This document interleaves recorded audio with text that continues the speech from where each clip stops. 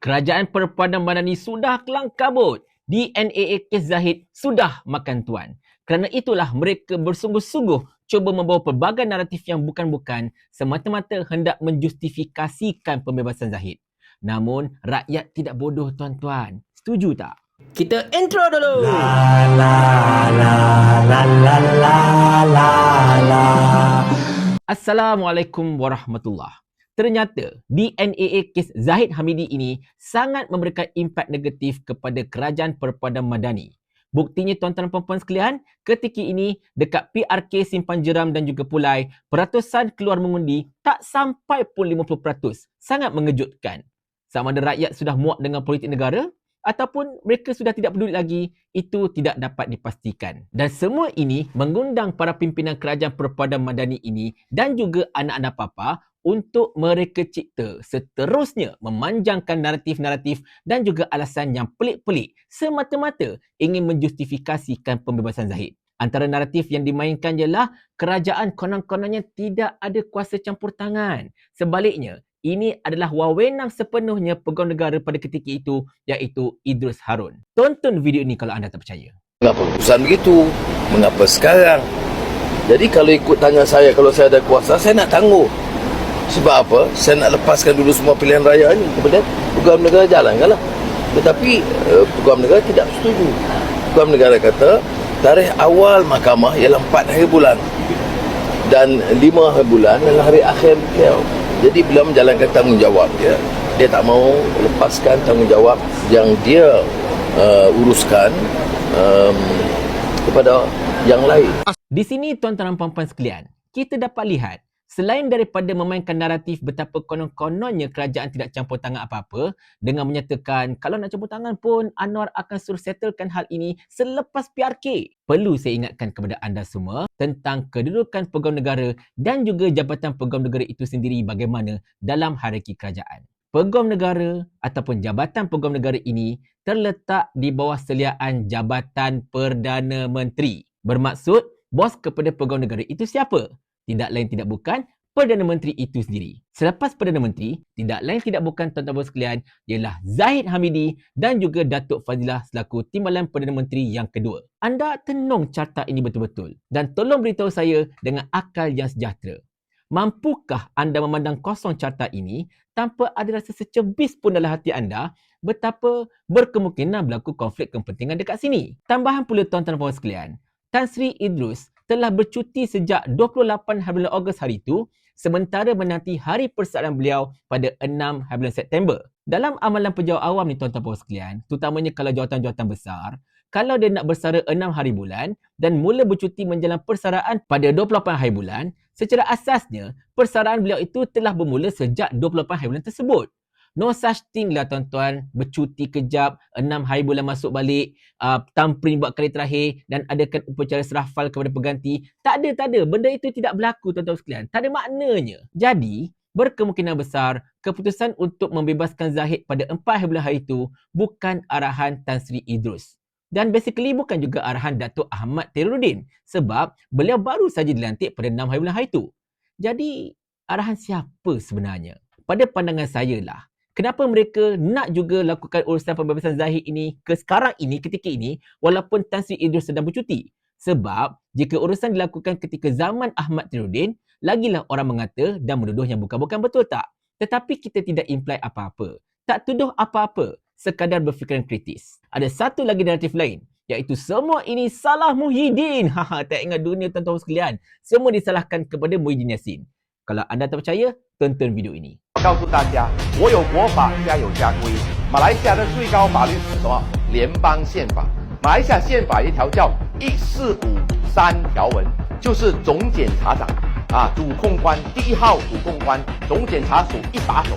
这一个人非常重要，他的权力大过首相，他的权力大过任何人。他要提控谁，他要撤销谁，都是他的权利。而且宪法讲得很清楚，是完全的权利。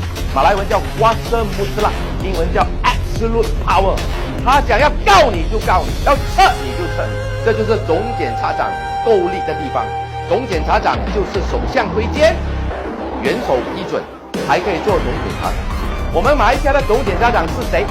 Idrus Harun。Idrus Harun是什么人委任的啊？这个是关键，他就是穆希丁。上个月穆希丁不是无罪释放，对不对？他这个提控，然后他的提控里面他的控状有缺陷，控状里面故意保留漏洞，所以呢叫普通官告不进，因为总检察长是他要写什么就写什么，这是他权力大的地方。对，穆希丁4条罪，贪污4亿，无罪释放。但在9月5号，Idrus Harun 退休的黄道吉日，他要退休了。9月5号就是最后一天退休，他就敢玩你一道，所以Idrus Harun 9月5号退休，他就在退休那一天把Zahid放掉，然后让我们给他，然后帮国盟赢取选举。我们要掉入他的陷阱吗？ Dekat sini anda dapat lihat tuan-tuan, betapa ngakor meng, kelam kabut nak meletakkan kesalahan kepada Muhyiddin. Konon-kononnya, Idrus Harun itu ialah lantikan Muhyiddin. Idrus Harun adalah lantikan zaman Muhyiddin. Ya betul, Idrus ialah lantikan zaman Muhyiddin, itu kita tak nafi. Tetapi perlu diingat tuan-tuan sekalian, Tan Sri Idrus patutnya sudah tamat kontrak pada Mac 2023 lalu sebelum disambung kontraknya oleh Perdana Menteri yang ke-10 ini. Jadi secara asasnya, Idrus ini ialah lantikan semula oleh PMX. Muhyiddin dah tak boleh dipersalahkan tau. Anwar yang bertindak kekalkan Idrus. Dan dalam masa yang sama, zaman Muhyiddin ke ataupun zaman Ismail Sabri ke, kita tak nampak tau benda yang pelik-pelik berlaku yang membangkitkan banyak tanda soal. Seperti yang berlaku pada bulan lepas. Apabila tiba-tiba saja Ketua Pendakwaan yang asal iaitu Datuk Raja Rosella Raja Toran digugurkan daripada pasukan pendakwaan, digantikan pula dengan Datuk Muhammad Dusuki Mokhtar. Dan tak berapa lama Dusuki jadi ketua pendakwaan bertindak menghentikan prosiding. Tak pelik ke tuan-tuan sekalian? Dan sekadar trivia, Zaid Hamidi dituduh ketika zaman Tommy Thomas menjadi Peguam Negara. Tapi pastinya, kita tak akan dapat dengar cerita daripada pihak Raja Rosella maupun daripada Tan Sri Idrus itu sendiri kerana mereka ini terikat dengan akta kerahsiaan.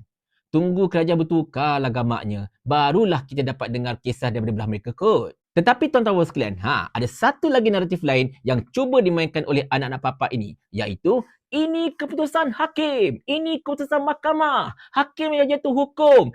Di sini sukalah saya hendak memetik ucapan Hakim Colin Lawrence Sequirah yang secara verbatimnya berkata, mahkamah ini membuat keputusan untuk melepaskan tanpa membebaskan.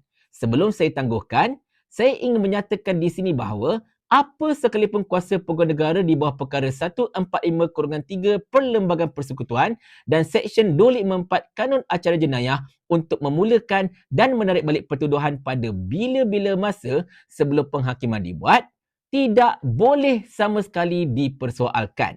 Dan dalam masa yang sama, Hakim Colin juga melahirkan perasaan kurang senang ke atas pasukan pendakwaan. Kenapa tahu? Kerana bagi beliau, semua ini yang bicara 4 tahun sampai dapat prima facie dan sebagainya, and then lepas tu naik turun mahkamah, bawa saksi banyak-banyak, dah elok-elok dapat prima facie. Tengok-tengok pasukan pendakwaan tiba-tiba hendak hentikan prosiding. Memang membazir duit rakyat, membazir masa. Itu kata Hakim Colin. Dan kenyataan terbaru SPRM konon-kononnya hendak siasat bukti baru kes ini pun bagi saya lah tuan-tuan, hanyalah alasan sekadar melepaskan batuk di tangga saja. Benda dah prima facie kot. Nak siasat apa lagi masalahnya? Yang nyata dan tuan-tuan perempuan sekalian, kes Zahid ini sebenarnya mungkin menggembirakan Zahid.